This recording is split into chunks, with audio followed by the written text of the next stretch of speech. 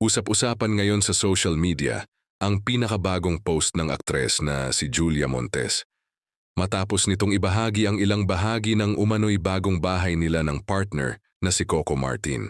Marami ang natuwa sa glimpse ng kanilang pribadong buhay, lalo na't bihira lamang silang magbahagi ng ganitong klaseng personal na detalye sa publiko. Gayunpaman, bukod sa bagong bahay, mas lalong umingay ang usapan dahil may ilang netizens na nakapansin sa itsura ni Julia sa naturang post. Ayon sa kanila, tila may kakaibang pagbabago sa katawan ng aktres, dahilan para umusbong ang espekulasyon na baka umano'y buntis ito. Hindi naman nagpahuli ang ibang fans at netizens na agad ding dumipensa sa aktres. Ayon sa kanila, posibleng epekto lamang ito ng camera angle, kasuotan o simpleng weight gain. Dagdag pa nila, normal lamang sa isang tao, artista man o hindi, ang magbago ang pangangatawan sa paglipas ng panahon.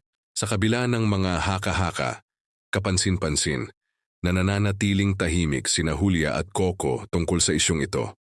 Wala ring inilalabas na opisyal na pahayag ang kampo ng dalawa upang kumpirmahin o pabulaanan ang mga kumakalat na balita online. Matatanda ang matagal nang pinipili ng dalawa na panatilihing pribado ang kanilang relasyon at personal na buhay, kaya naman hindi na rin bago sa kanilang fans ang ganitong pananahimik sa gitna ng mga intriga.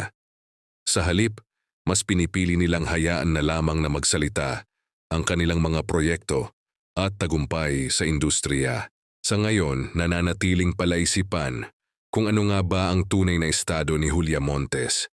Hanggat walang kumpirmasyon mula mismo sa aktres, mananatiling haka-haka lamang ang lahat at ang netizens patuloy na mag-aabang sa susunod na kabanata ng istoryang ito.